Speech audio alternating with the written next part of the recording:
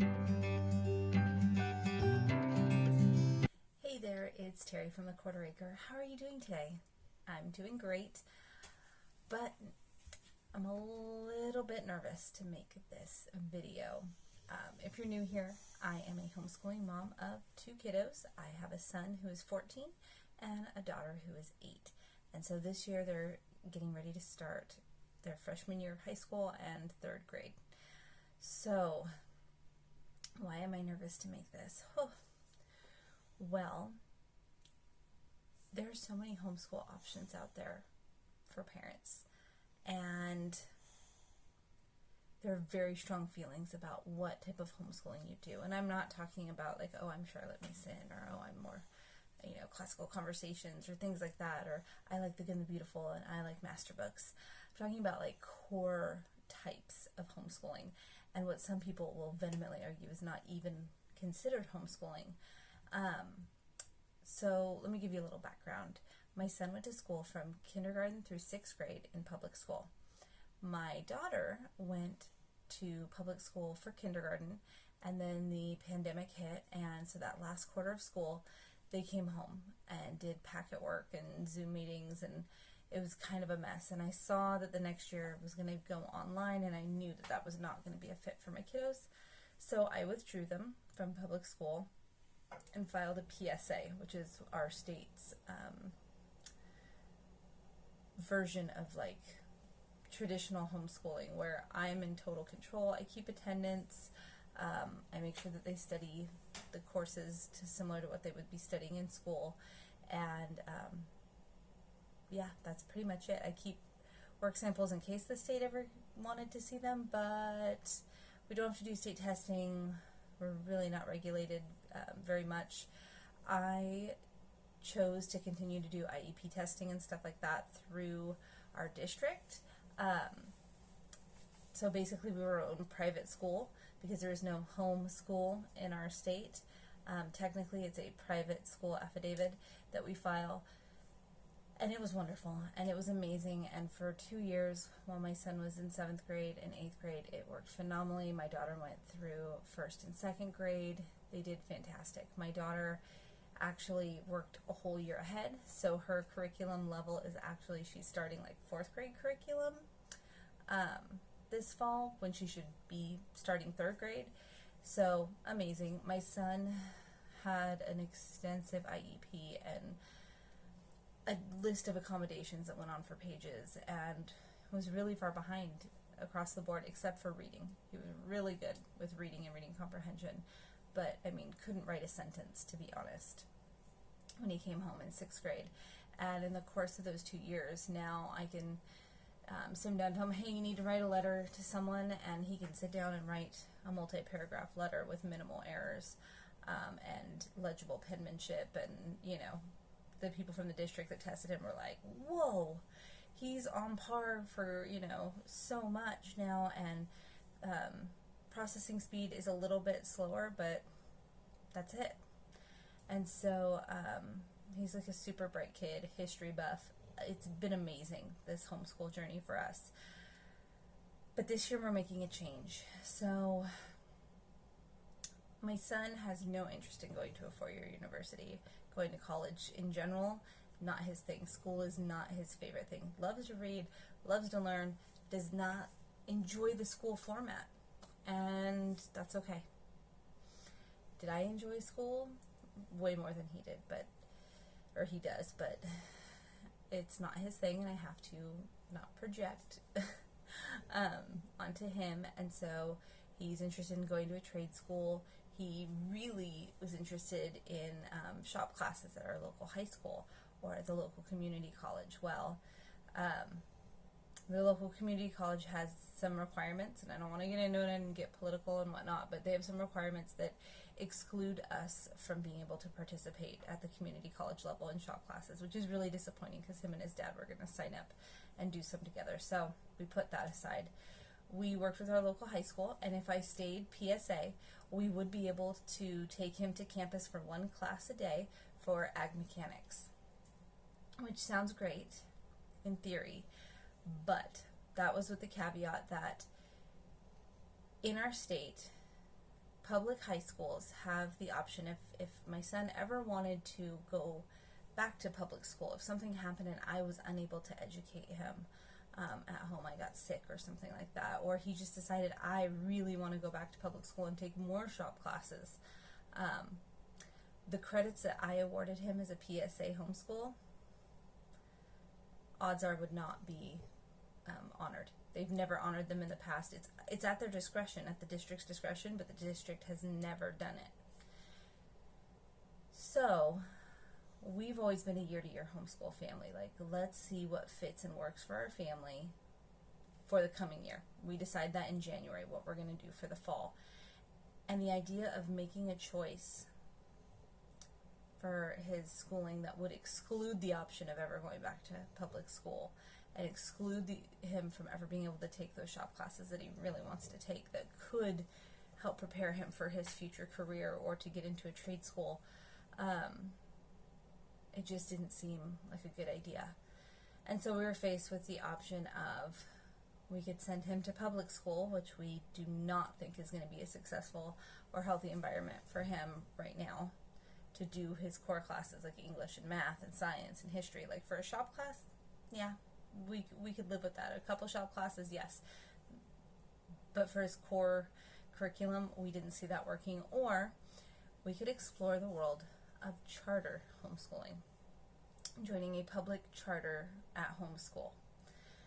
And that's what we did. So we signed up. I'm not going to give the name of the charter, but he's going to blank blank charter high school. And yeah, it's been an experience. One, we had academic funding, which is bizarre, and I am huge on what the government funds, the government runs, and it is true, we are going to have to jump through some hoops. Any religious curriculum that we purchased had to come out of our own pocket, which I am fine with that. We've been purchasing all of our own curriculum out of pocket for the last 2 years, and I had no problem with it. Wasn't nice having funding to be able to go through their account onto Amazon and pick up erasers and pencils and things like that. Yeah, that graphing calculator that I had to buy for Algebra 1, that was nice that they covered that expense. Not gonna lie. Am I worried about completing the work? No, we chose to go with the option of doing a course outline instead of going with a full curriculum. So they have like an online academy where the kids go and they check in at a certain time and they sit through class with others, like Zoom, distance learning type of thing. Not our bag. So I went the option of course outline, which is they tell you these are the major projects. You have an option of like 3 or 4 major projects for each unit, for each subject, and then every learning period, which I think our first one starts August 15th and ends September 13th. That's a learning period, and there's 9 of those a year. We turn in one major like work sample and then show the progress that they've made through their curriculum, whatever that curriculum is. And so, and it can even be just kind of pieced together curriculum, which I like. Like, I like to be able to take from this and this and this and this and like mesh it all together. We just can't turn any samples that have any kind of religious anything on them, which I get it. It's the state. They have rules. So far, everything's been good. It is a little stressful, the sign-up process. Like, once you get in, you kind of apply at the end of last school year. We applied, I think it was May. Heard back in June that we got in, and we were like, yes, we got a spot. And then nothing. And nothing and nothing. And so, like, mid-July, I'm like, okay, normally I have all my curriculum. It's all organized. It's all ready to go. I try to get my school prep done so that by the time back to school hits, like, I'm ready, ready to hit the ground running. And that is not the way it works your first year with a charter homeschool. Now, I've heard from other friends who do these charter schools or charter public school at home.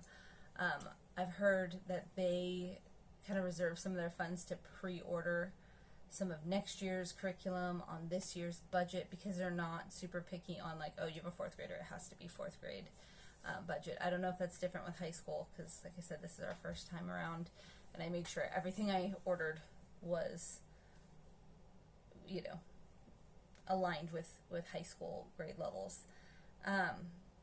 Cool thing, he was able to take extra classes. So his language arts has an art component built in. So I bought a supplemental art book to go with it, and he'll be able to, as long as he completes the hours of art education, like with this log, he'll be able to count that as art. So that'll be a credit. Like each semester is like 5 credits, so 10 credits. And then he's doing art, he's doing instrumental music, so they are paying for his virtual bass lessons, which is pretty awesome. So he's got art and music. He has U.S. history. He has earth science, it's like earth and space science. That's the one that sounded most interesting to him. He has Algebra 1. He's got English 9, which is English 9th grade. He has, U.S. government for a semester, and then economics for a semester. And it's a heavy load, but I really wanted him to do U.S. history and U.S. government and economics in the same year, because I feel like they're kind of one. Like they mesh well together. So yeah, so that's what his schedule's going to look like. And I'm nervous to say like, oh, we're homeschooling him for high school, because so many like hardcore homeschoolers like, that's not homeschool, that's public school. Like, you can't even call that homeschooling. So don't worry, I still have a PSA kid. My daughter is still on a PSA, because we don't need the funding for her. We don't need the check-ins for her.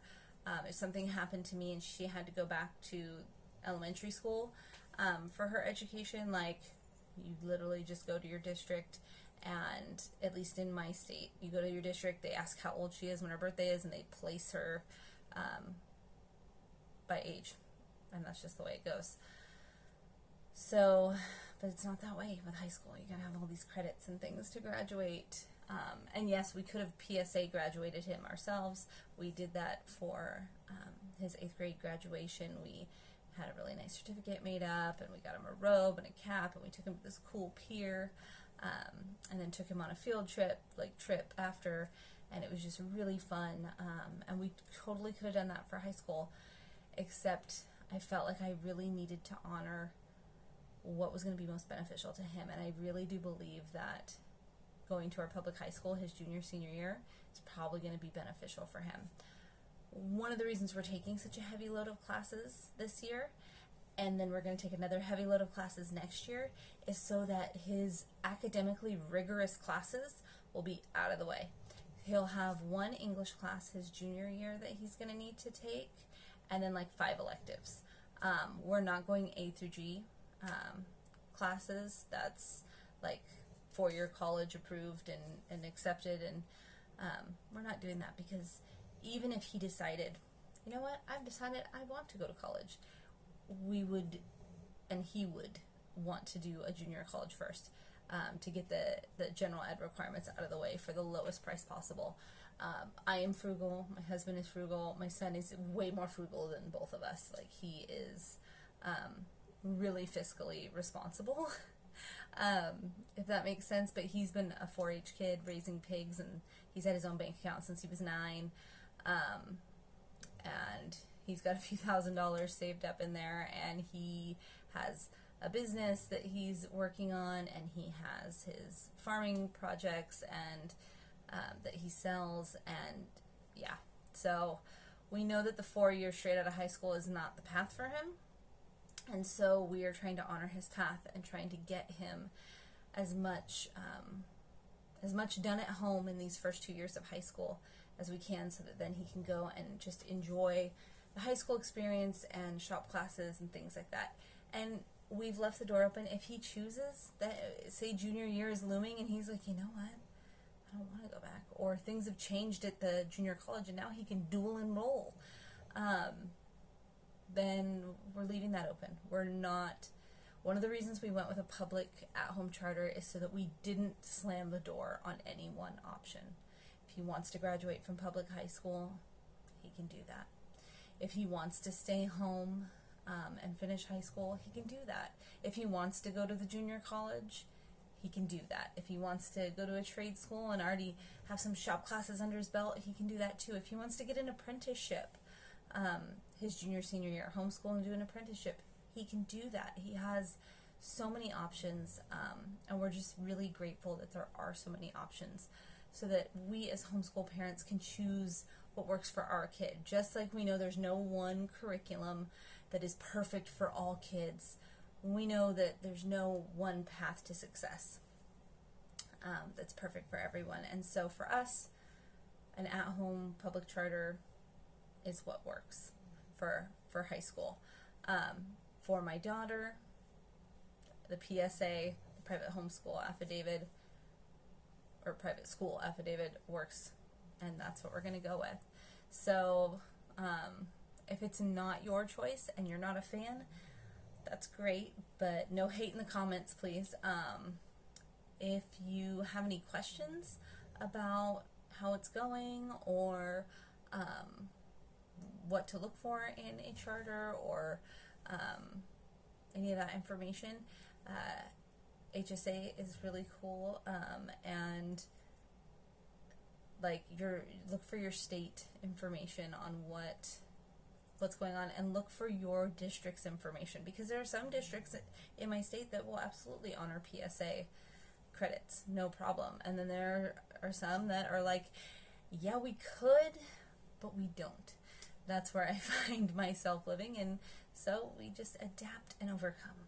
That's what I'm trying to teach my kids to do, so that's what I'm trying to do, and I'm trying to detrain my brain, because I remember when we became homeschool parents, I was like, PSA is the only way to do it. Anything else isn't really homeschooling. You're still a slave to the state. And now I'm like, oh, well, yeah, we're a family divided and united by PSA and public school at home. So let me know what you're doing for high school in the comment section down below, and I hope you have an amazing day. Be blessed and happy homeschooling.